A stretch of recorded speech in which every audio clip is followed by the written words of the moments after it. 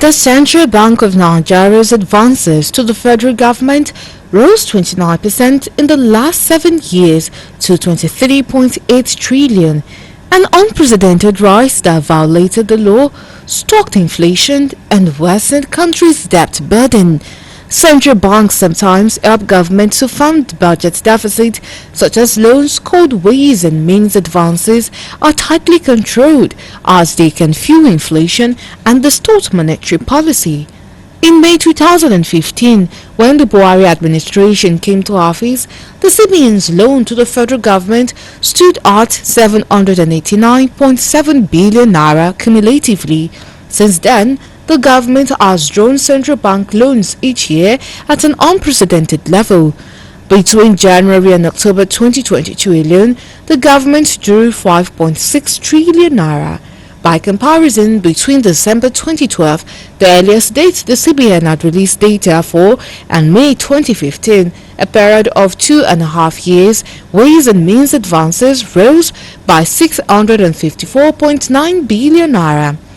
As his administration winds down, President Muhammadu Buhari made an attempt on Wednesday to obtain a delayed approval for the loan that had already been spent, causing an uproar in the Senate. Lawmakers rejected the request and accused the president of violating the constitution. They also demanded details of how the money was spent.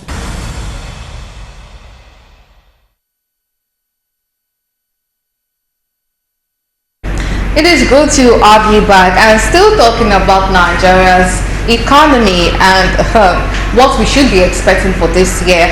And some people have proposed that diversification might be the way out. This present government have also said they've done some things in diversification, although the impact is being felt.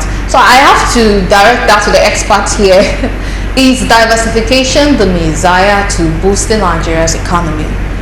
It is very important to boost Nigeria's economy. In fact, without it, I will continue along the same trajectory. A very good example is what I mentioned earlier about how crude oil has been the source of over 90% of our foreign exchange earnings. In 1998, it was like that. In 2023, it is still like that. We've had 4 different presidents, and that has not changed. So that is what is affecting our exchange rate.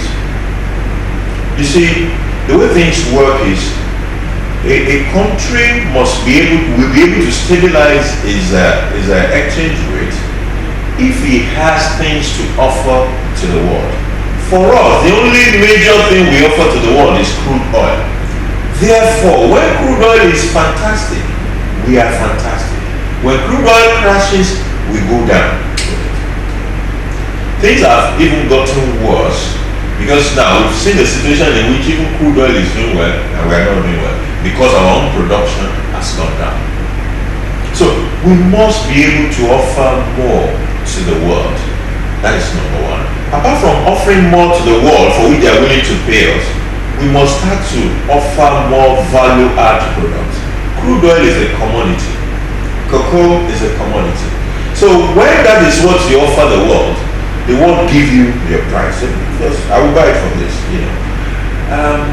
No country ever became great by just offering to the world commodities. The way you become rich is you also add value. So industrialization side of things, so that instead of doing only crude oil, we should start doing refined products as well. Which is why it is important that those refineries start to work. I've seen an Oyibo man making a presentation on Nigeria's oil, almost crying. He didn't know be Nigerian, now Oyibo man. He just couldn't imagine why all these crude are going out and then we go out there and import refined crude. He couldn't understand it. It didn't make sense to him at all. But that is what we have been facing for years on end. Can we put a stop to that? Can we also industrialize in the areas of agricultural products so that it is not just cocoa that we are offering the world, that we're able to also say, can we sell chocolates to you? Of course, there are the international politics involved with that, let's also get into that politics and play it. And be able to offer the world chocolate, and not just cocoa, and be able to offer the world pharmaceutical grade starch, and not just maize. In fact, we don't even have enough maize anyway. So I even have to ask, when you say international politics, what does that entail? Because there are some of the world product market involves certain level of catalyzation, that's on cartels. Some countries who have dominated certain products, and they don't want other people to come into that space. Like competitors. Yeah, you said? Competitors. And those things are not done overtly. There are some other overt way of doing it. But then, whatever the politics is, get into it and be able to participate. If you're able to offer what the world wants, the truth is that at some point, whatever that politics is, you will break it. And what will take your product if it's good product? I was reading one time about colonization in Africa, and it is interesting to note that the colonial masters did not design Africa as the one which is going to develop so much. It was majorly like the place where raw materials is going to be gotten. It is not established to be an industrial country, so to speak. I have to ask this now. Does this mean that we are still under the spell of our colonial masters, or is it just that some people somewhere are not doing what is right because of their own selfish interest? Because whenever the word of Nigeria developing, industrialization comes in, some people will say it is not going to be possible because you would be offending your masters. So I feel like that too is something that we need to talk about. Well, to a large extent it is there. Why will I want you to start manufacturing something when the way it has played out over the years is that I take the raw material from you, I manufacture it and I sell it to you. So if you start to manufacture too, you'll be competing with me now. You want to become a big boy too, right? So there are certain politics, and it could be really devilish, that are involved in some of those things. But what I believe is that there are countries that have been able to successfully navigate those things, and they have a huge manufacturing space. South Africa is an example. While today in Nigeria we'll be talking about 5,000 megawatts of energy, South Africa is already doing in the neighborhood of 50,000. Why are they able to do that? Because they have an industrial use that is huge. So they produce some sort of things and they export. So if the world is willing to accommodate South Africa, why not Nigeria? If it is willing to accommodate Morocco or Algeria or some other part of the world where they're doing more, or even Egypt where they're doing more in terms of industrialization, why not Nigeria? And what kind of negotiations do we need to do? What kind of political will do we need to put on the table? Let's also get into that space and negotiate. That's what I think. Yeah, it's so funny. Whenever we discuss about problems generally, it usually comes back to humans. Humans are usually the barrier, the barricade that anyone would face when one is trying to progress. And I sincerely wish that we'll be able to overcome all this. All humans in the world will have this sense of reasoning, the love thy neighbor as yourself type of mentality. If that will help us. I hope so. Okay, but now with what we have on ground, an average family in Nigeria, for their crossover prayer, it's that the economy should be good, standard of living, may this year bring forth good things for all of us. That is the prayer now. And with what we have obtainable, chances of that happening without effort is going to be very difficult.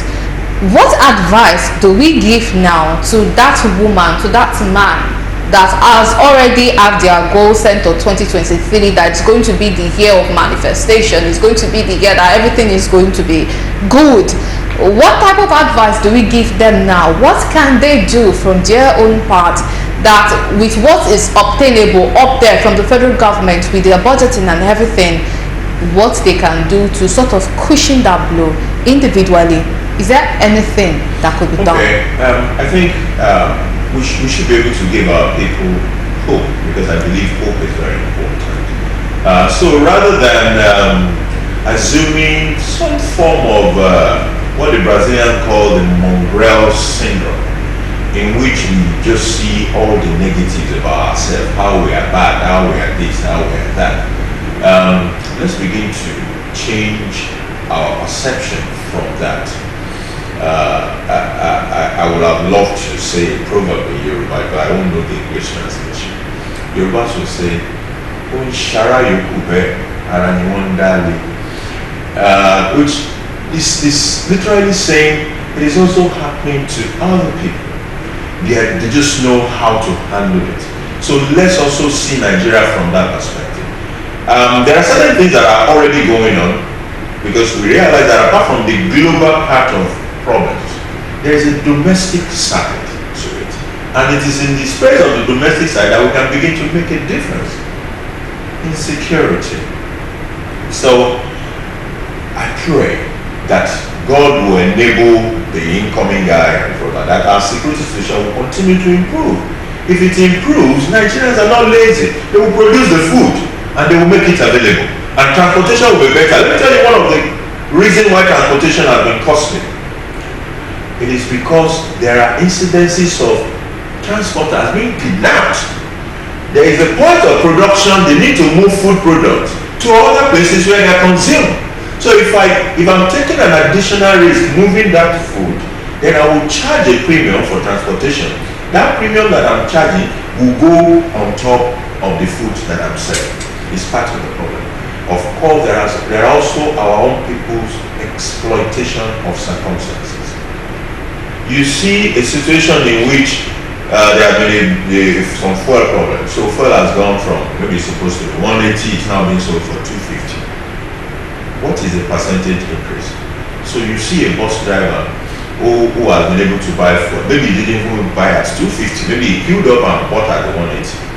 But he has increased the price of that transport fare, by 100%. Sometimes by more than 100%. So a place that used to be 100, he said, if you don't have 200, don't come.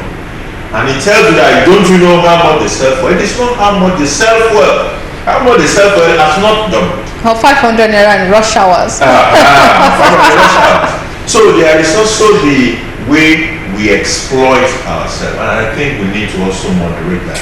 The person you are exploiting when you carry him also provides a service. If he's paying more for your service, he's going to charge you more when you come for our own service or whatever he offers. These are part of the reality. Then I know that there's an intervention in the flooding area. We had a very major flooding last year, around I think September, October.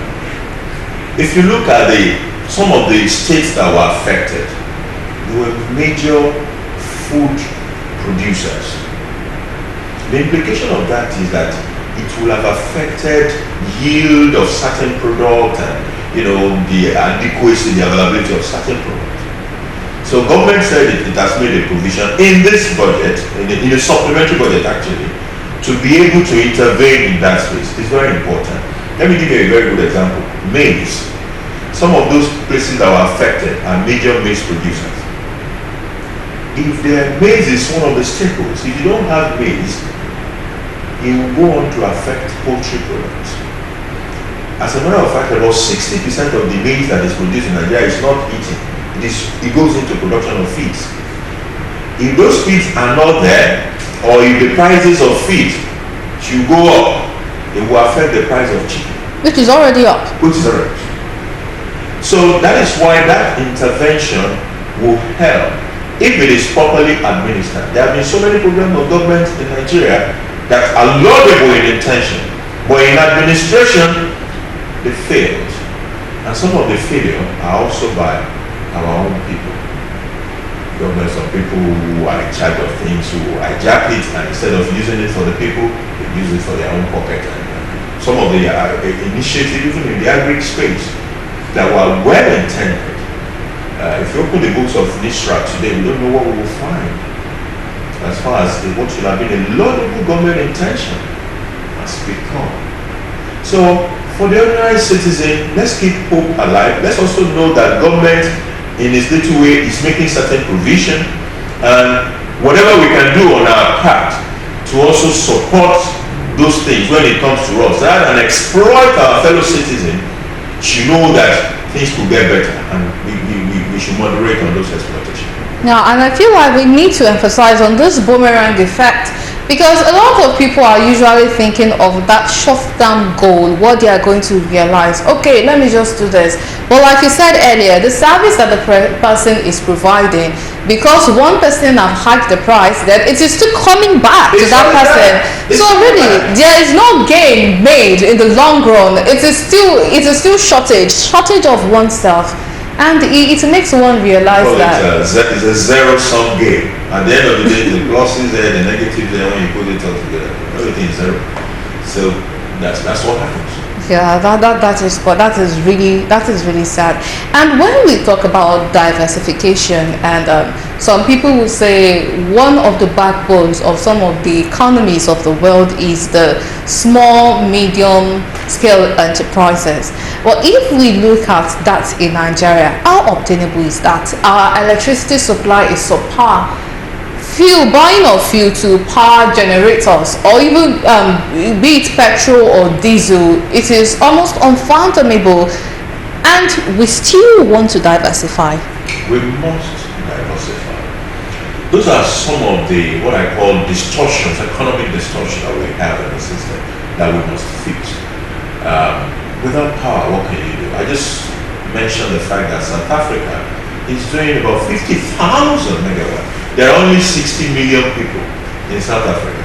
We are over 200, and we're still struggling around that 5,000 megawatts. And we are talking about it every day for 20, 30 years. We are talking about this thing.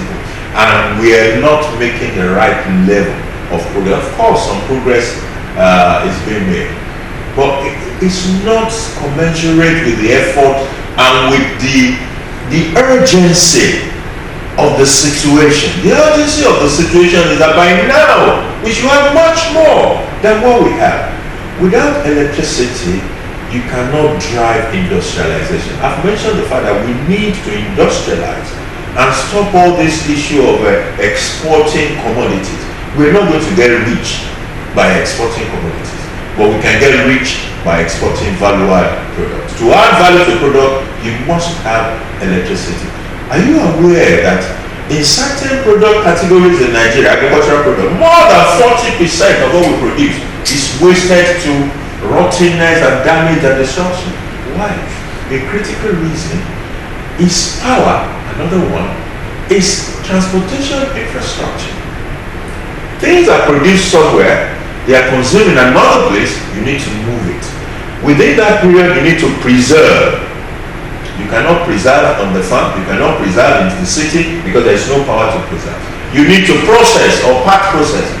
Part processing requires power, there is no power to part process. So tomatoes are there and they rot and everything goes bad. And the farmer is not even encouraged to go back to the farm to produce more.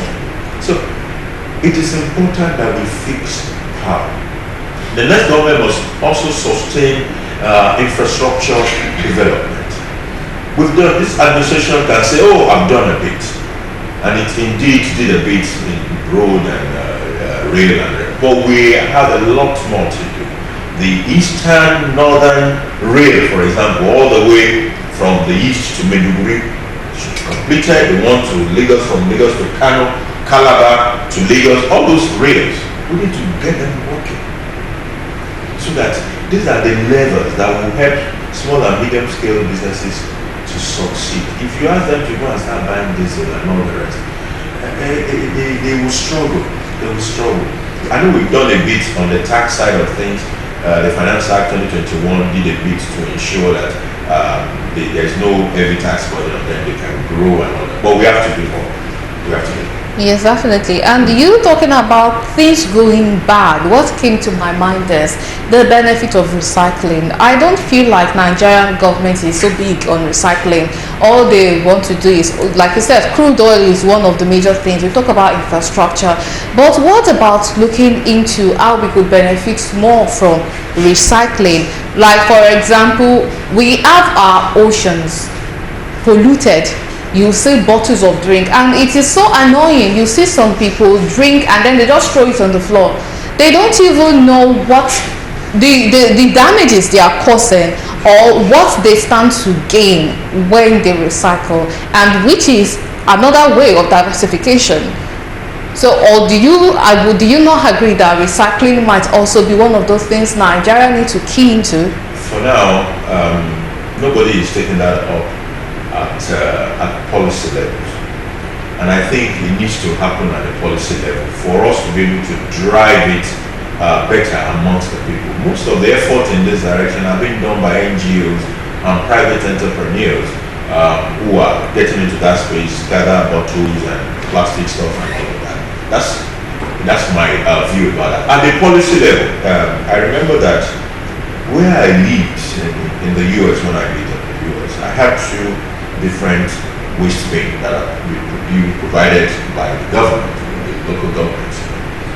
One is for things that are to be recycled, and one is for the other materials. So as I'm coming out with my PET bottles of Coke, I know which of the waste bin it goes into, and I know where to put the other things. And there is sensitization, there is information about all of those things. But those are done at the policy level. That is the government driving it and saying, these things, this is the way you dispose them. In fact, you can even incentivize it. There are policies that incentivize proper disposals of things that are meant to be recycled. But there's nothing at policy level for now in Nigeria. Maybe the next government could look at what we could do in that direction. Yeah, because one begins to wonder, what is the essence of having beautiful roads, we have good electricity, and then the drainages that get clogged will result to flooding that will damage the road that was constructed with billions. Sorry to cut you. My office is on Victoria, I won't mention this too. And there was one day I was just walking out and I saw the volume of bottles in the drain in front of a highbrow Victoria Island. And I'm like, why are we like this? I took a video clip of it. It was indeed very hard. One thing I would not like to forget in the spirit of this diversification issue, or generally on the economy of Nigeria, is the fact that it is not only about the federal government. Yes, it is not, and unfortunately, we've been signaled